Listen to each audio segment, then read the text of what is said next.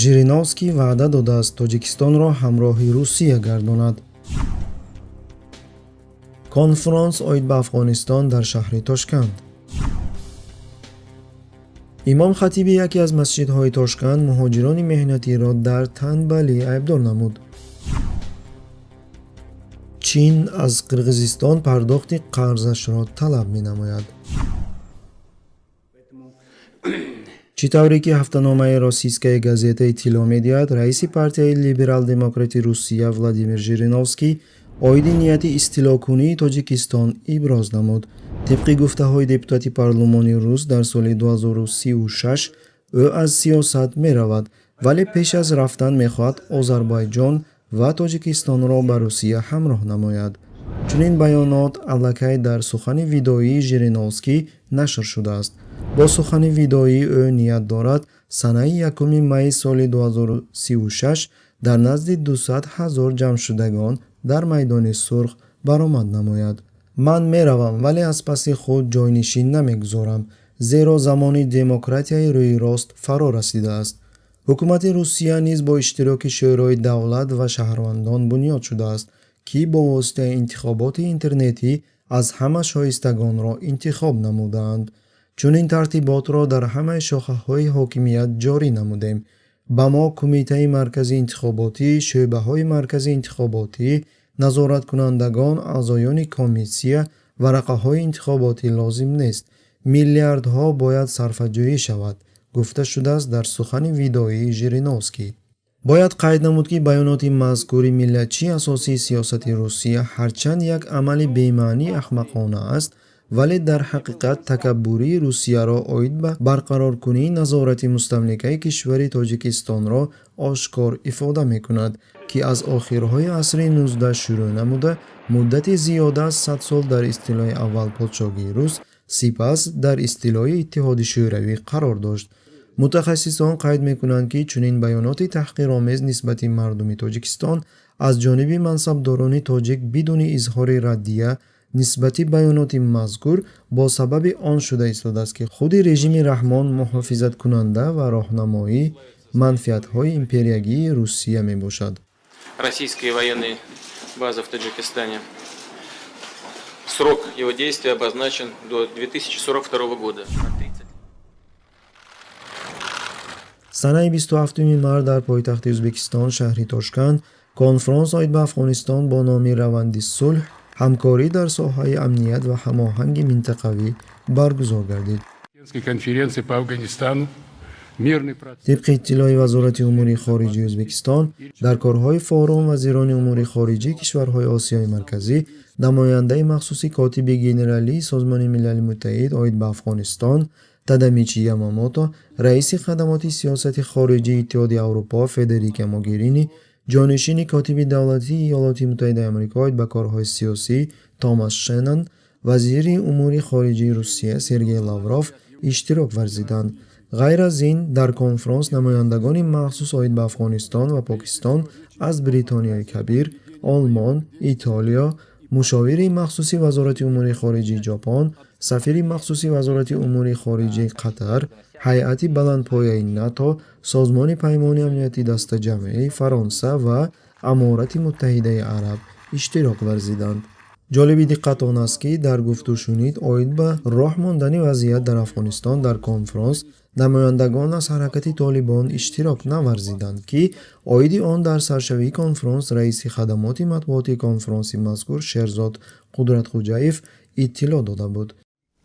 General Stanley McChrystal's resignation as commander of ёдрас мекунем, ки идеяи оид ба роҳ мондани вазъият дар Афғонистон аз ҷониби Иёлоти Муттаҳидаи Амрико аввали солҳои 2010 пас аз мағлуб гаштан дар ҷанги дурандарози қӯшунҳои Иёлоти Муттаҳидаи Амрико ва блоки НАТО барои хомӯш намудани муқовимати афғонӣ, хоссатан ҳаракати Толибон ба миён омада буд.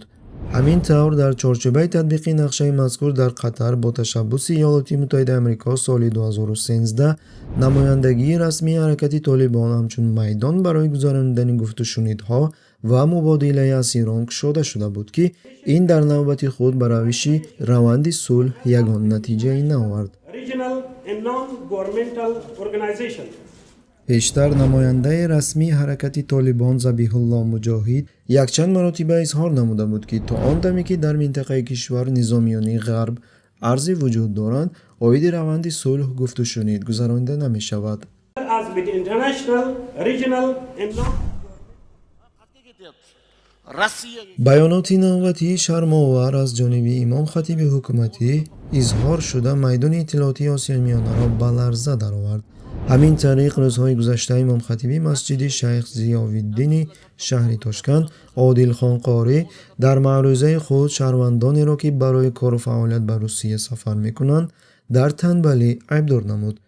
Ko'plari mana shu yerda ham g'ayrat qilsa, shijoat qilsa, dangasalik qilmasa, bir kasb qilsa, hunar qilsa, hamma narsa bor. Bechora borib Rossiyaga borib, birovi hojatxonasini tozalab, birovi ichki kiyimini tozalab, haligi joyda odamlar aroq ichadigan odamlarga aroq quyib yurib, tirikchilik qilyapti-da endi. Keladilar, haligi yigitni guli kelyapti. Bet men hammasini aytmayapman. Vallohu alam, ko'plari mana shu yerda ham g'ayrat qilsa, shijoat qilsa, dangasalik qilmasa, bir kasb qilsa, hunar qilsa, hamma narsa bor. Yodras mekunем ки на танҳо Одилхон Қорӣ, балки собиқ президенти O'zbekiston Islom Karimov низ соли 2013 муҳоҷирони меҳнатиро дар танбалӣ айбдор карда иброз намуда буд ки онҳо танбаланд, дар ватанашон кор карда натавонистанд ва ба Русия рафтанд. Dangasalarni kimni hisoblayman? Moskvani borib ko'chalarni, maydonlarni supuradiganlar. бояд қайд намуд ки тибқи иттилоъҳои расмӣ маоши миёнаи мардум дар O'zbekiston соли 2017 $127 ташкил медиҳад. дар ин хусус намояндаи кумитаи давлатӣ оид ба омор Мирзоев дар ҷаласаи клуби матбуотии байналхалқӣ санаи 14 декабри соли гузашта иттилоъ дода буд. вале эътимод кардан ба чунин рақамҳои паст мардуми O'zbekistonро ба шубҳа меорад ки оиди ин онҳо дар сомонаҳои иҷтимоӣ ошкор менависанд. ба ақидаи онҳо дар воқеъ маоши миёна ҳатто аз рақамҳои пасти овардашуда низ поин мебошад. бишкек дар наздикии оянда ғайр аз пардохти қарзҳои худ дигар чорае надорад, изҳор намуд сафири Чин Сяо Синхуа. Қирғизистон монанди дигар кишварҳои Осиёи марказӣ аз маблағгузорони хориҷӣ аз ҷиҳати молиявӣ тобеъ мебошад, хусусан аз давлати Чин. дар навбати худ Чин имконияти боз ҳам зиёд намудани нуфузи сиёсӣ, иқтисодӣ ва низомии худро аз болои кишварҳои Осиёи марказӣ пайдо мекунад.